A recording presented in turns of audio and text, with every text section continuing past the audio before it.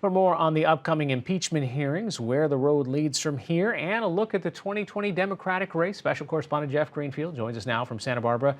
Tomorrow is, well, I guess another big-ish day. I mean, we've had a lot of big days in the past couple of weeks. What happens? Well, unlike last week when constitutional scholars were debating the law, we're going to hear from lawyers from the Intelligence Committee and from the Judiciary Committee. The Democratic lawyers will present the case, the factual case that they assert for impeachment, abuse of power, possibly bribery, and the Republican lawyers will present the counterargument that the president did nothing untoward. He was simply exercising his legitimate authority to look at corruption. And what about other witnesses? I mean, this seems to be one of the things that the Republicans are quite aggrieved by. Hey, we have all these suggestions. If this is a trial, we definitely want to have our folks in there. There are two parts to the Republican argument. One is they want to hear from Adam Schiff. They want to hear from the anonymous whistleblower. They want to hear from Joe Biden and Hunter Biden so they can pummel them on alleged corruption. But they've also argued that the Democrats' case is based on hearsay, no firsthand witnesses to what Trump may have done. But the White House has said absolutely no witnesses from us, no documents, no nothing. And that's why the Democrats have said we're not going to wait for months for the courts to decide whether these witnesses have to come forward. We're moving ahead because we think we have the case now strong enough to propose impeachment. Yeah, that timing becomes more important as we keep going here into a presidential cycle. So where do we go from here? Well, by the end of the week, the Democratic majority will almost certainly draw up articles of impeachment. Abuse of power will almost certainly be one. They may assert bribery, which is a trickier one. And Jerry Nadler, the chairman, has suggested they may go back to the Mueller report and see if they can find examples of either obstruction of justice or abuse of power. Though there will be articles drawn, and I promise you it will be a straight party line vote. I would bet whatever I had on that. Right. And we'll find out what those articles are by the end of the week, and then it goes to the full House. So how does it specifically play out? I mean, considering that we almost know where the votes are lined up based on what party a member's in. Yeah, this is almost like kabuki theater, where we know what's supposed to be said before it's going to be said.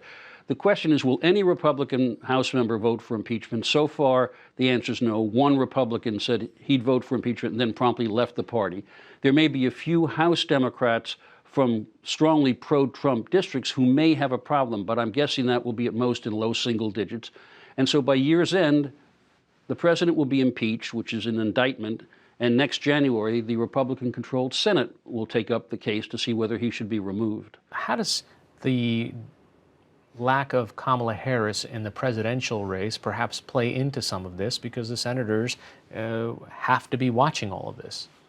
Yeah, the senators who will remain in the race sort of have to be there for the impeachment trial. They don't really have to be there every minute, it turns out. But what you're talking about is that the absence of Kamala Harris and the failure of Cory Booker and Castro to qualify for the debate next week means that the debate will be all white. And that's in a party that is increasingly diverse, where minority voters are increasingly critical. Now, the counter-argument at that is, look, this isn't anything untoward. The fact is Joe Biden has an enormous share of the African-American vote right now. And that's why Harris and to some extent Booker are struggling. But it's awkward at most for a party that insists on diversity to have a debate where nobody of color is going to be on it. The consequences of what's happening in the impeachment, what's happening in the debates, how much does that still resonate with voters, well, 6 months from now, 8 months from now, when they actually have to go to the polls?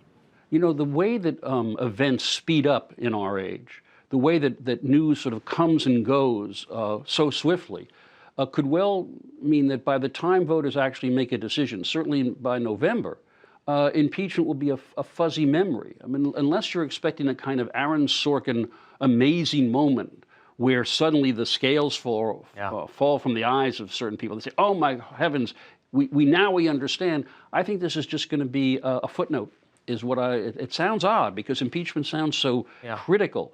But I think it's just another political event that will have much less impact than, say, the economy. Yeah, juxtapose that with the economy, which is doing quite well. The last reports are 250,000 new jobs, real wages up, 3.5% unemployment. The only thing that's different from the late 90s is we have had an enormous increase in the deficit. And this, again, shows you the weirdness of the political world we're in. I don't think there's ever been a case where a president's approval ratings are so much lower than what they should be given the state of the economy, which is really all about Trump and his character and his temperament. And one of the questions we're going to find out is if, in fact, his trade policies result in a manufacturing contraction, which would hit those states where blue-collar workers are in great numbers, that could really have a more devastating impact on Trump than anything that happens in the impeachment. And conversely, if the economy stays strong, you have to bet based on history that puts the president in pretty good shape next November. All right. Jeff Greenfield joining us from Santa Barbara. Thanks so much. Nice to be here.